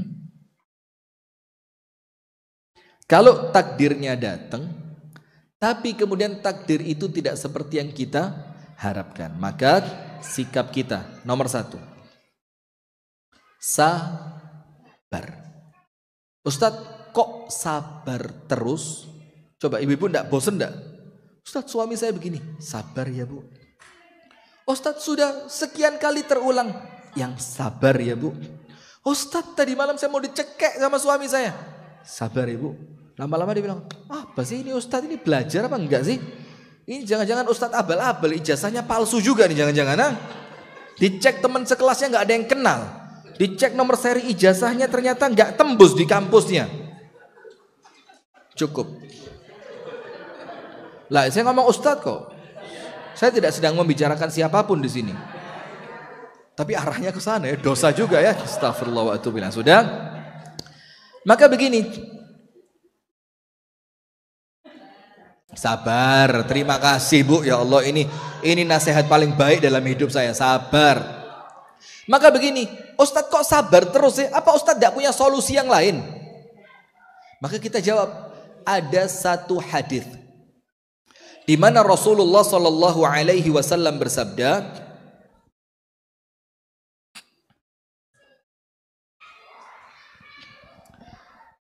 fa inna an-nasra, nasr itu kemenangan, kesuksesan, kejayaan, kebahagiaan, itu namanya nasr. Fa inna nasr, kemenangan itu, kesuksesan itu, kebahagiaan itu, fa inna nasra ma'as sabri, datangnya bersamaan dengan kesabaran. Berarti ketika muncul takdir yang buruk dan Anda seketika itu bisa sabar, tidak usah nunggu jalan keluar, itulah sudah sabar, itu kemenangan. Anda bisa sabar, itu sudah menang. Karena setan tidak senang Anda sabar. Setan itu mengajarkan kepada Anda apa? Teriak, pukul, sikat, bakar, keroyok, hancurkan. Coba, setan ada? Ngawur. Hancurkan, jangan kasih, jangan maafin, jangan dilupain. Itu setan. Sementara Allah meminta kita untuk apa? Wasta'inu bis-sabri was-salat. Kalau terjadi sesuatu yang tidak baik, Allah bilang apa? Ayo minta tolong sama Allah. Tapi caranya bagaimana? Jadi kunci membuka pertolongannya Allah itu sabar dulu.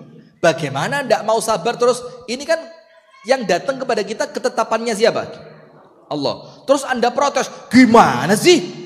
Setelah Anda protes sama yang bikin, terus Anda minta tolong, tapi bantuin dong. Marah enggak yang bikin? Enak aja katanya.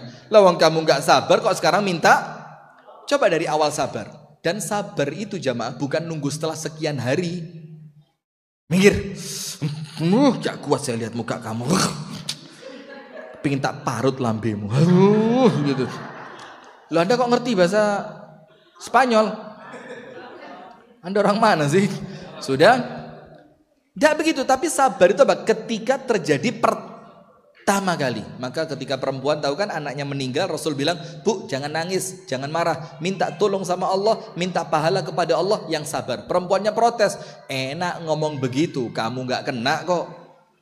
Kita banget gak ini? Kita kalau lagi ada masalah, orang lain bilang, yang sabar ya mbak, husnudzon ya mbak, walaupun gak keucap dengan lisan, minimal hati ngomong apa? Sabar. Kayak yang top aja kamu nyuruh saya. Enak kamu ngomong sabar. Emang kejadian ini gak kejadian sama kayak kita kan? Terus Rasulullah pergi. Setelah Rasulullah pergi diingetin sama sahabat perempuan tadi, Bu, tahu kan yang ngomong barusan siapa? Nggak tahu. Yang barusan ngomong Nabi Muhammad. Kaget ini perempuan. Dia datang ke rumahnya Nabi Muhammad ngomong, ya Rasulullah al-ana asbir. Ya Rasul, sekarang saya sabar. Rasul bilang apa? Oh enggak. Kamu tidak sabar. Kenapa? As-sabru 'inda sadmatil ula. Sabar itu ketika bag. Ketika pukulan yang... Nah, ini bagus. Refleksnya istighfar. Ada orang refleksnya keren, Pak. Ketika bag yang pertama dia langsung, maka itulah orang yang sukses. Tidak usah nunggu. Loh ini setelah sabar apa? Jangan. Anda bisa sabar, itu sudah menang. Apalagi nanti dapat bonus dari Allah berupa jalan keluar. Nah maka ketika terjadi musibah yang tidak kita inginkan, yang pertama apa? Sabar. Kenapa kok harus sabar? Karena Nabi Muhammad menjamin dan tidak mungkin Nabi Muhammad salah. Kalau sabar pasti sukses. Sekarang ada takdir yang tidak baik, Anda harus apa?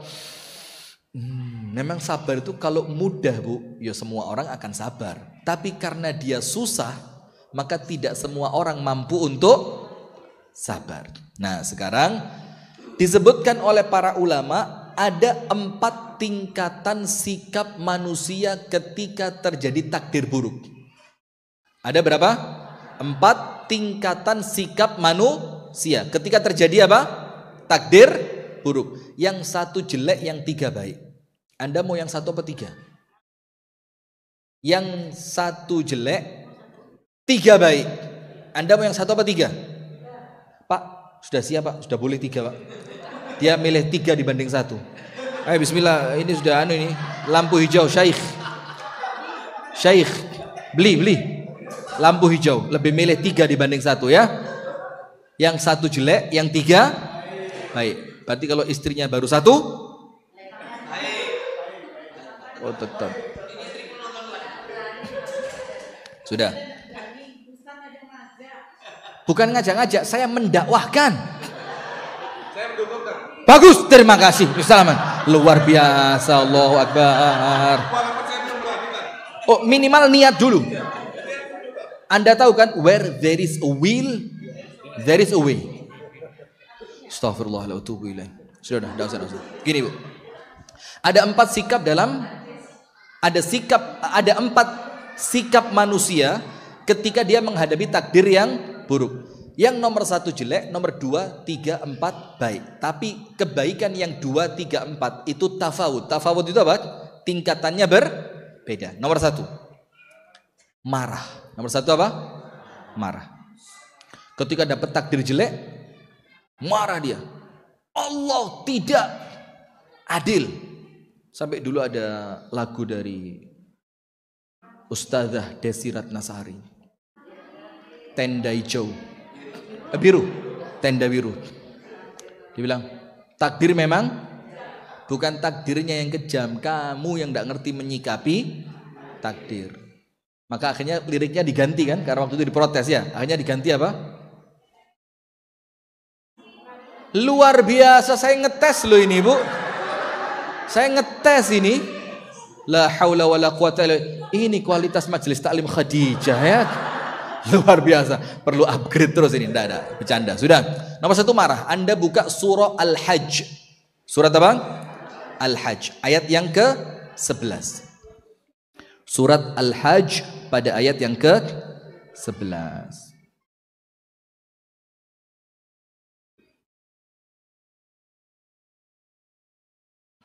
Surat Al-Hajj ayat yang ke-11.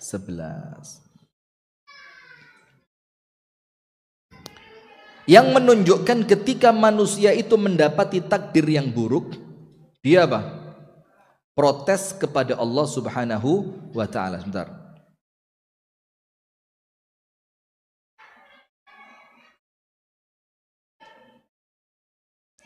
A'udzu billahi minasyaitonir rajim. Wa minan nas. Kalimat min di sini menunjukkan bukan semua manusia, ada sebagian dari kalangan manusia. May ya'budullah ala harf. Orang yang menyembah Allah dalam satu keadaan saja. Anda ngerti tidak dalam satu keadaan itu apa? Dia menyembah kepada Allah hanya kalau senang saja. Oh Allah baik, Allah Rahman, Allah Rahim, Allah Ghafur, Allah Wahhab, Allah Tawwab. Itu ketika apa? Senang. Tapi kalau pas kena musibah, murka dia. Wa minan nasi may ya'budullaha ala harf. Dan di antara manusia ada orang yang menyembah Allah hanya sekedar pada satu keadaan saja. Fa in asabahu khairun itama'anna bih. Kalau dia mendapatkan kebaikan, senang. Kalau mendapatkan apa? Kebaikan. Wa in asabathu fitnatun inqalaba ala wajhi. Tapi ketika ditimpa cobaan, dia berbalik ke belakang. Berbalik ke belakang itu kalau konteks ayat ini, dia kembali kufur. Kembali apa? Kufur. Dzalika huwal khusranul mubin. Yang seperti itu adalah kerugian yang nyata. Dalam ayat yang lain, itu Al-Hajj ayat berapa? 11. Jadi dia hanya menyembah Allah, hanya yakin kepada Allah ketika apa? Senang. Ketika susah, dia menganggap Allah tidak adil. Allah jahat sama saya. Allah tidak bisa. Itu bahaya Bu. Kenapa? Allah sesuai prasangka siapa? Hambanya. Dalam ayat yang lain, Allah Ta'ala mengingatkan begini. فَأَمَّا الْإِنسَانُ إِذَا مَا ابْتَلَاهُ رَبُّهُ فَأَكْرَمَهُ وَنَعَّمَهُ فَيَقُولُ رَبِّي أَكْرَمَنِ وَأَمَّا إِذَا مَا ابْتَلَاهُ فَقَدَرَ عَلَيْهِ رِزْقَهُ فَيَقُولُ رَبِّي أَهَانَنِ. Ada orang-orang itu yang memuji Allah ketika rezekinya lapang saja. Sama Allah rezekinya diperluas, sama Allah dikasih kenikmatan. Dibilang apa? Rabbi akraman. Allah ini memang baik. Tapi wa amma idza mabtalahu, kalau dia diuji oleh Allah, wa qadara alaihi rizqahu, rezekinya sama Allah diapain? Kerannya yang awalnya dibuka full, sekarang mulai ketutup setengah. Mulai keluarnya itu udah enggak lagi banyak. Dibilang apa? Rabbi ahanan. Allah tidak baik ini. Itu sikap yang pertama, murka ketika mendapati takdir yang buruk. Anda termasuk yang itu bukan?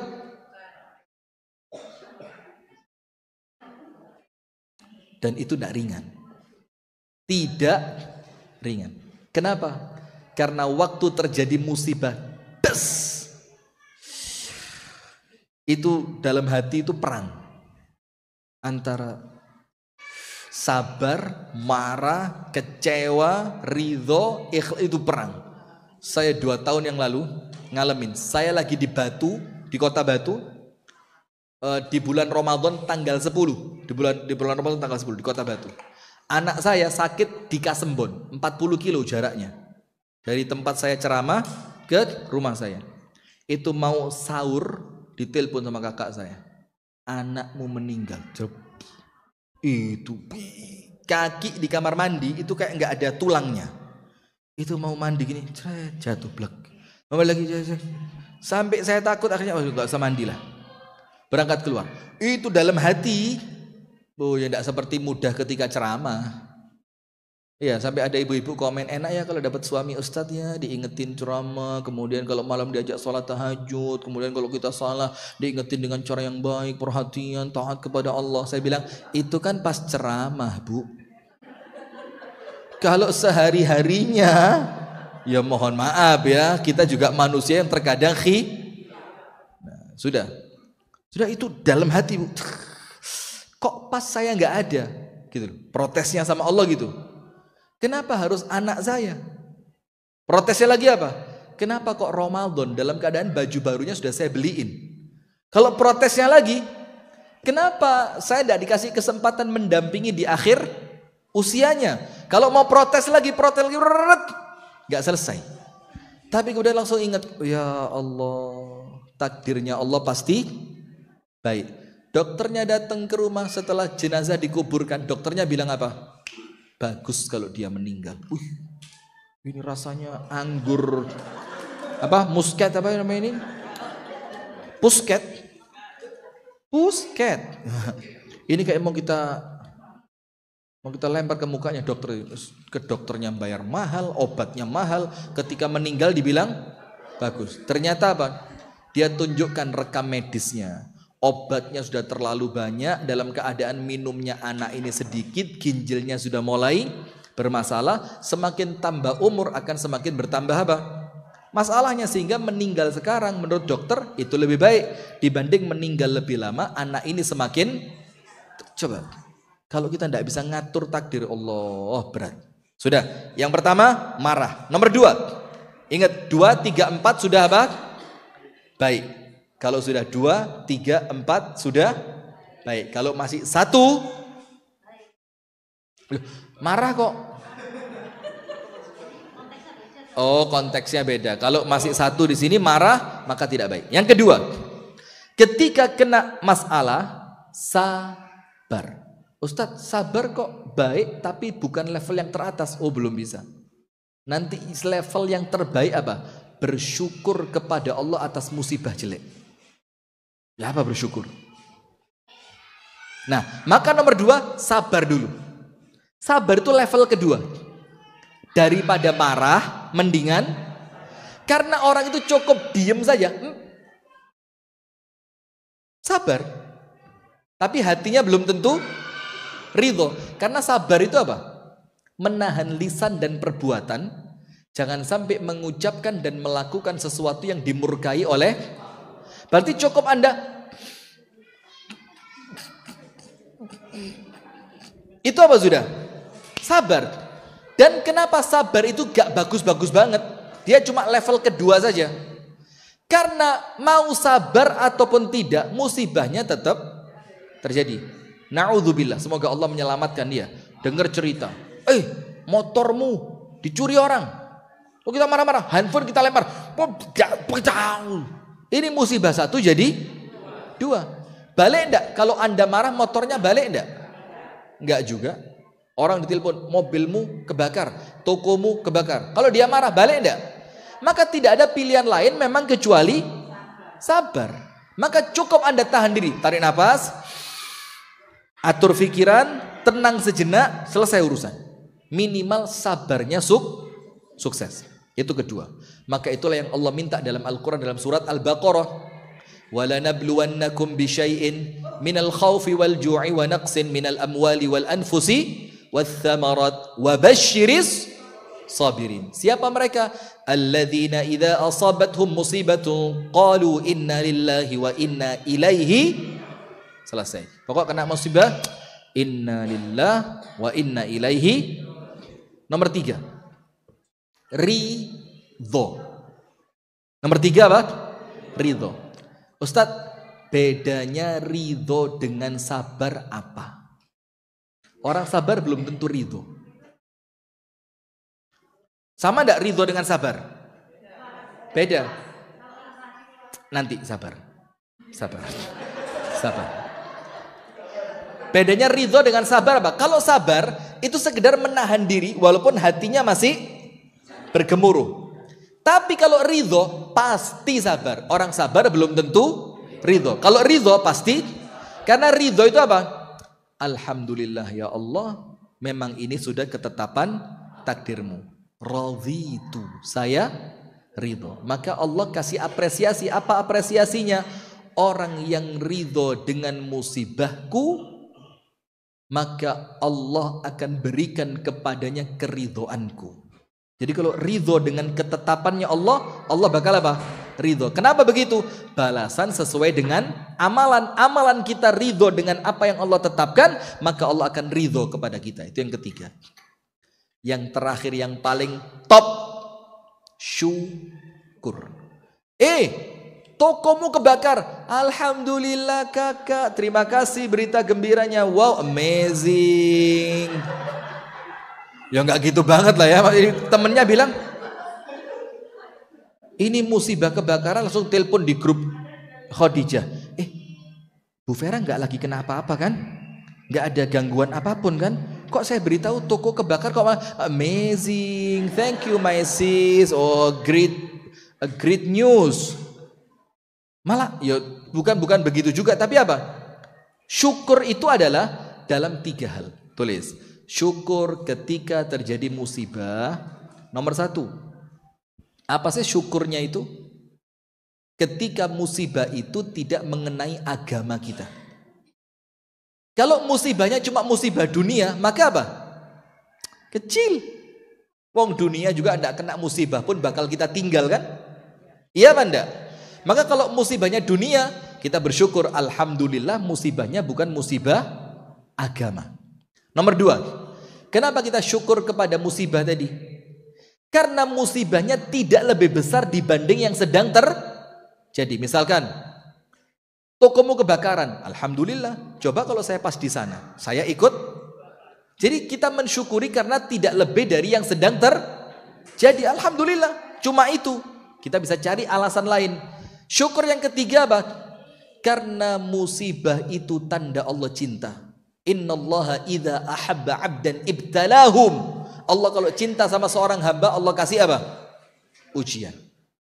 Maka syukur. Nah, sekarang jamaah sekalian, yang terakhir, kalau sedang terjadi sesuatu di antara takdir yang tidak kita inginkan, apa?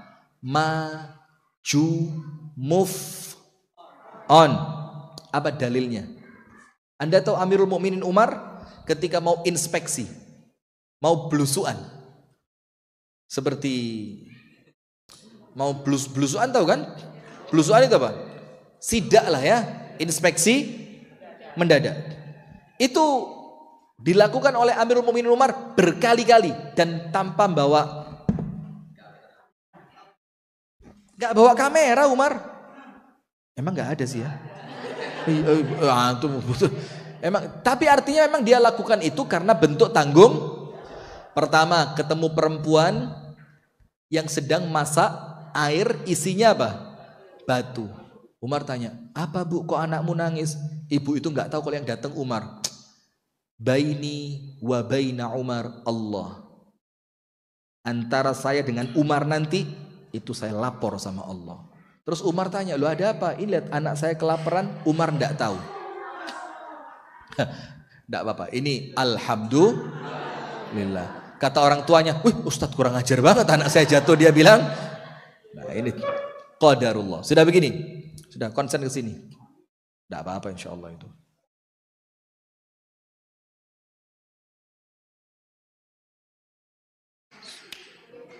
Sampai mana tadi?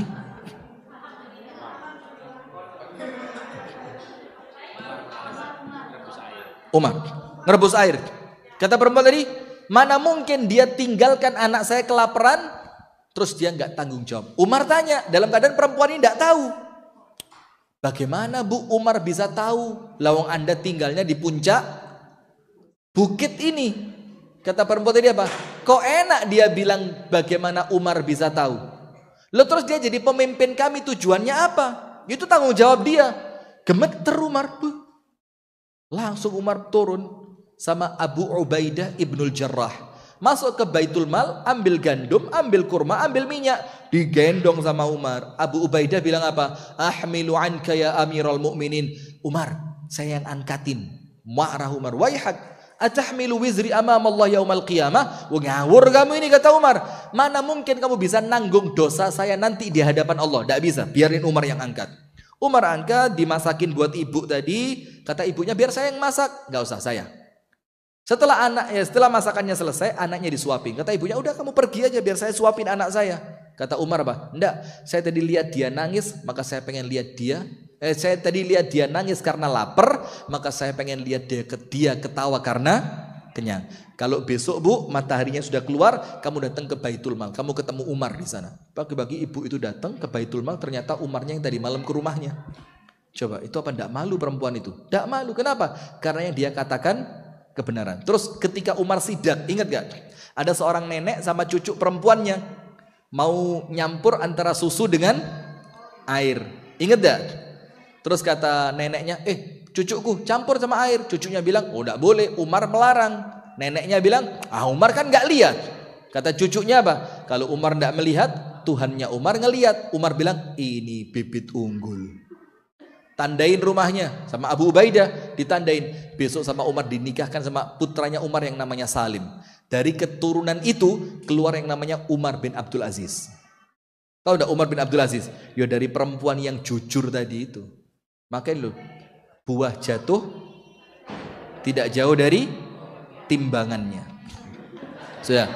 Kemudian salah satu ketika, kenapa Anda ketawa? Ada yang salah? Hah? Enggak ada. Oh, enggak ada. Sip. Sekarang yang sesuai dengan materi kita.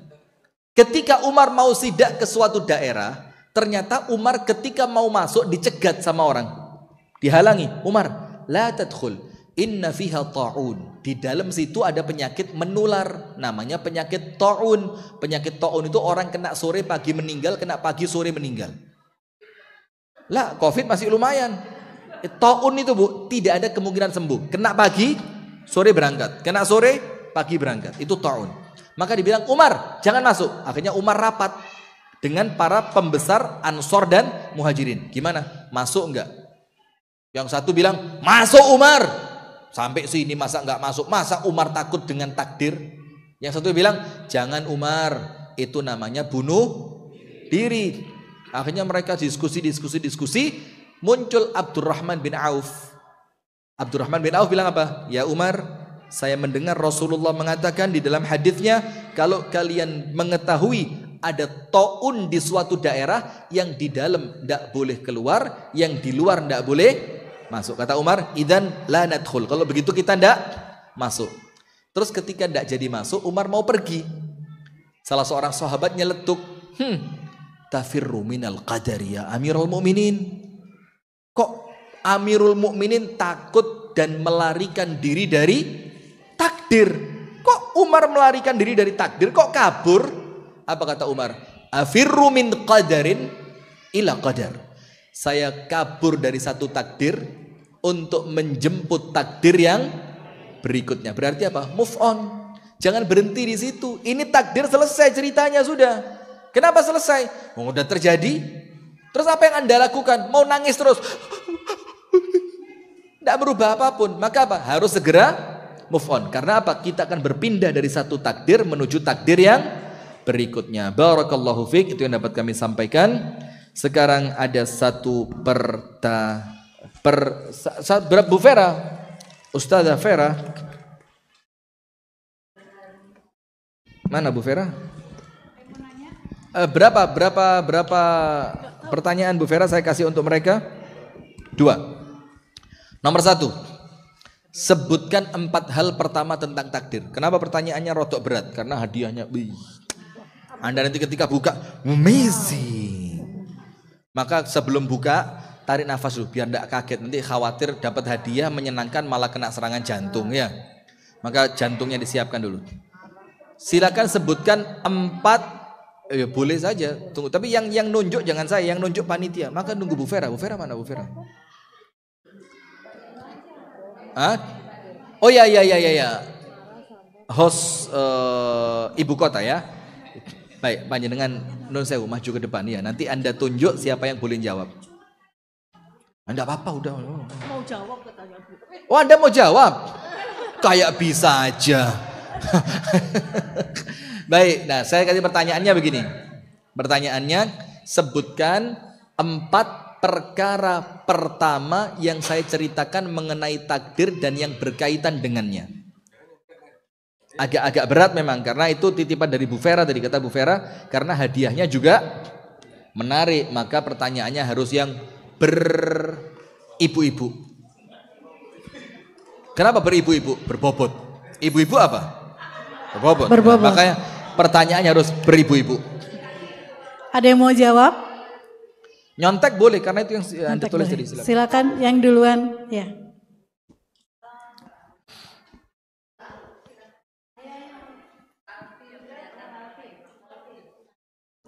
Ini insya Allah nanti kalau jadwalnya bareng bisa ketemu saya di Mekah nanti. Kalau jadwalnya bareng. Amin, ya Allah. Hah? Kayak hadiahnya umroh aja ya. Silakan mana? Silakan. Bismillahirrahmanirrahim. Yang pertama mengimani takdir. Yang kedua takdir itu. Mengimani takdir karena takdir merupakan bagian dari iman. Rukun iman. Sip, boleh 1, 2. Yang kedua takdir itu sebagai bentuk rahmat dan kelembutan Allah. Contohnya apa tadi? Ada seorang raja yang tangannya. Oh ya, yang sip. tangannya. Ya, nomor 3. Tercantum dalam surah Al-Hadid ayat 22 dan ayat 23. Yang intinya dalam ayat 22 itu, tidaklah terjadi suatu musibah apapun yang terjadi di muka bumi dan di dalam diri kalian itu kecuali semua itu sudah tertulis di Lauhul Mahfuz 50.000 tahun yang lalu. Betul. Kemudian yang 2-3-nya? Itu saya. Tujuannya apa? Agar tidak terlalu. Oh ya, agar tidak terlalu sombong. Ketika kita mendapatkan kesenangan. Dan tidak sedih berlarut. Dan tidak sedih ketika kita mendapatkan keburukan. Barakallahu fiik. Terakhir yang keempat. Yang keempat, bermuhasabah atas semua dosa. Kenapa? Musibah-musibah itu yang datang adalah sebagai penggugur dosa-dosa kita. Naam, surat apa? Asyura. Ayat berapa? Ayat 30. Surat Asyura ayatnya semuanya ada berapa? Nggak jadi. Ganti yang lain. Loh, nggak kecewa kan? Nggak ngerti takdir. Nah, iya betul. Ustaz, Jawabannya kalau betul. Jawabnya lengkap nanti hadiahnya umroh loh. Iya. Dapat hadiah. Nggak jadi. Ustaz, baru diceramai takdir. Jawabannya udah betul, sikapnya yang belum betul ini. Masya Allah, alhamdulillah. Enggak terima kasih sama saya. Iya, masya Allah. Yang kedua, sebutkan 4 tingkatan seseorang ketika menghadapi takdir yang buruk. Anda yang nunjuk. Depan juga boleh, belakang juga, terserah Anda pokoknya sudah. Saya enggak dilihat sama Mbak Ibu.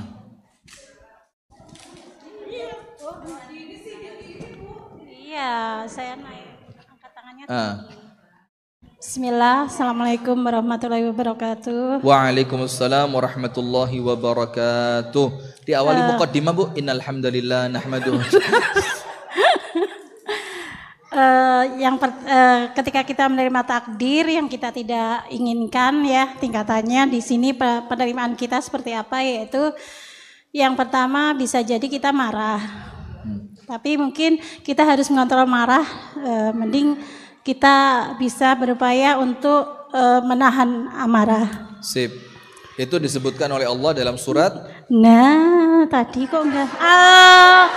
Al-Hajj, yes, that's right. Al-Hajj ayat 11. Mantap. Apa? Enggak, ini catatanku lah ada.